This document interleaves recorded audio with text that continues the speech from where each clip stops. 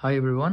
आज चाहिँ हामी टेलिकम्युनिकेसनको च्याप्टर 3 हेर्छौँ र यसमा चाहिँ हाम्रो सिलेबस के छ भन्दाखेरि एफटिएम भइहाल्यो, डब्लुडिएम भइहाल्यो, टिडिएम, एसटिएम है त।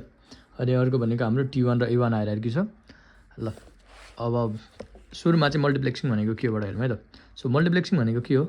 A technique use in telecommunication to transmit multiple signal through a single channel है। एउटा सिङ्गल च्यानलबाट मल्टिपल सिग्नलहरूलाई चाहिँ हामीले यदि ट्रान्समिट गरिरहेछौँ भने त्यसलाई चाहिँ के भन्छ त? मल्टिप्लेक्सिङ भन्छ। जस्तै हेरौँ, जस्तै हामीसँग यहाँ के छ, एउटा मल्टिप्लेक्सर छ, मक्स भयो, यतापट्टि के छ, डिमल्टिप्लेक्सर, डिमक्स। अब यहाँ मल्टिप्लेक्सरमा के हुन्छ त, नम्बर अफ च्यानल्सहरू चाहिँ नम्बर अफ सिग्नलहरू चाहिँ फेड हुन्छ। जस्तै यहाँ सिग्नल 1 भयो, सिग्नल 2 भयो, यहाँ सिग्नल 3 भयो।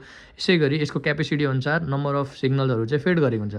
र अब यो मल्टिप्लेक्सरको चाहिँ आफ्नो लोजिक अनुसार चाहिँ अब यसले चाहिँ पालै पालो भनौँ अथवा या कुनै एउटा फेनोमेननको आधारमा, कुनै एउटा क्राइटेरियाको आधारमा चाहिँ एउटा एउटा गरी सिग्नल पठाउँछ।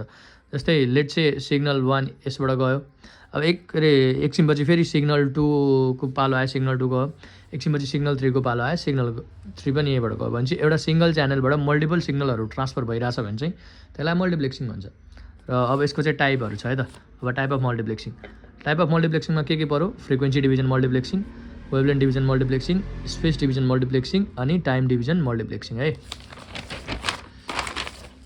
ल अब त्यसो भए फ्रिक्वेन्सी डिभिजन मल्टिप्लेक्सिङ हेरौँ है त। ल फ्रिक्वेन्सी डिभिजन मल्टिप्लेक्सिङ है। सो अब नामैले भनेको चाहिँ फ्रिक्वेन्सी डिभिजन मल्टिप्लेक्सिङ भनेपछि अब एफटिएम भनेको के हो त? यस्तो मल्टिप्लेक्सिङ जसमा चाहिँ के हुन्छ त, एउटा सिङ्गल च्यानल चाहिँ फ्रिक्वेन्सीको बेसिसमा डिभाइड भएको हुन्छ र अनि मल्टिप्लेक्सिङ अचिभ भएको हुन्छ है त। अब यसमा हेरौँ, in FTM total bandwidth is divided into set of frequency band that do not overlap है। भनेको एउटा सिङ्गल च्यानल चाहिँ नम्बर अफ फ्रिक्वेन्सीमा डिभाइड हुन्छ अनि त्यही डिभाइड भएको च्यानल थ्रुबाट चाहिँ हामीले मल्टिपल सिग्नलहरू पठाउँछौँ, जसलाई चाहिँ हामी के भन्छौँ त? मल्टिप्लेक्सिङ भन्छौँ। जस्तै ल यसमा इक्जाम्पल हेरौँ, यो मक्स भयो, हामीसँग 3टा सिग्नल छ, S1 S2 S3 छ। अर्को डिमक्स भयो, S1 S2 S3 छ। अब हामीसँग भएको एउटा च्यानल यो भनेको एउटा सिङ्गल च्यानल हो, तर यो सिङ्गल च्यानललाई हामीले के गर्यौँ त? मल्टिपल च्यानलहरूमा डिभाइड गरिदियौँ, अर्थात् च्यानल 1, च्यानल 2, च्यानल 3 गरेर हामीले डिभाइड गरिदियौँ।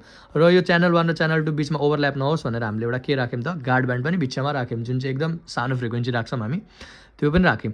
भने चाहिँ हाम्रो एउटा सिङ्गल ब्यान्डविथ के भयो त? मल्टिपल फ्रिक्वेन्सीमा डिभाइड भयो। भने चाहिँ अब यो S1 सिग्नललाई यो च्यानल 1 को थ्रुबाट पठाउन सक्यो, S2 लाई च्यानल 2 कोबाट पठाउन सक्यो, S3 लाई के गर्न सक्यो त? च्यानल 3 को थ्रुबाट पठाउन सक्यो। भने चाहिँ हाम्रो मल्टिपल सिग्नलहरू एउटै फ्रिक्वेन्सीबाट त गयो नि त एट द एन्डमा त। अनि यतापट्टि डिमल्टिप्लेक्सरले चाहिँ सर्टेन लोजिक लाएर के गर्यो त? S1 S2 S3 निकालिदियो। भने चाहिँ हामीले फ्रिक्वेन्सीको बेसिसमा यदि मल्टिप्लेक्सिङ गऱ्यो भने त्यसलाई चाहिँ एफडिएम भन्छ है त, सिम्पलमा। यसमा धेरै टाइम वेस्ट नगरौँ। अर्को के छ भने यही छ जुन मैले अहिले भर्खर भने त्यहीहरू लेखेको छ यहाँ। At first available bandwidth is divided into number of overlapping frequency band, अनि के हो? नम्बर अफ फ्रिक्वेन्सी ब्यान्डमा डिभाइड गर्यो। अनि for bandwidth of F hertz frequency are F1 F2 F3 dot FN भनेको जस्तै भनेको अब यसको टोटल ब्यान्डविथ क्यापिटल F छ भने यसलाई F1 F2 F3 गरेर स्मल f मा डिभाइड गर्यो। अब each signal is modulated with a different carrier frequency भनेको अब जस्तै यसमा हेरौँ है त। यो S1 भन्ने सिग्नल छ, अब यो S1 भन्ने सिग्नल यो च्यानल 1 भनेको त के हो? फ्रिक्वेन्सी हो। भने यो S1 भन्ने सिग्नल यो F1 सँग मोडुलेट गरियो भने त यो S1 सिग्नललाई त हामीले ट्रान्सफर गर्न सक्यो नि त। त्यस्तै अब यो S2 लाई पनि के गर्न सक्यो? यो च्यानल 2 मा भएको F2 ले मोडुलेट गर्यो, अनि S3 लाई पनि च्यानल 3 मा भएको F3 ले मोडुलेट गर्यो अनि पठाउन सक्यो नि त। किनभने डिफ्रेन्ट सिग्नलहरू डिफ्रेन्ट फ्रिक्वेन्सीसँग मोडुलेट भएको छ, त्यही भएर हामीले डिफ्रेन्टली मतलब सिग्नलहरूलाई ओभरल्याप नगरिकन डिफ्रेन्टली पठाउन सक्यो नि त। हो त्यही हो, हरेक सिग्नललाई चाहिँ त्यहाँ अभाइलेबल भएको फ्रिक्वेन्सीसँग मोडुलेट गरिन्छ।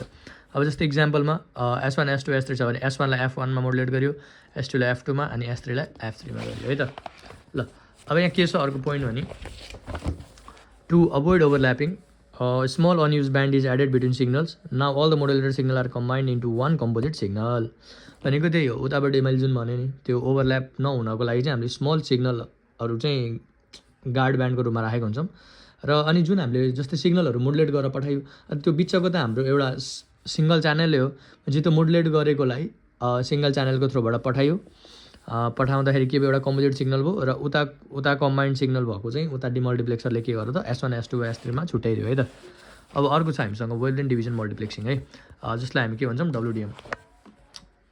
अब जस्तै हामीले उतापट्टि फ्रिक्वेन्सी डिभिजन मल्टिप्लेक्सिङमा के गरेका थियौँ? फ्रिक्वेन्सीको बेसिसमा मल्टिप्लेक्सिङ अचिभ गरेका थियौँ भने यहाँ वेभलेन्थ डिभिजन मल्टिप्लेक्सिङमा के हुन्छ त?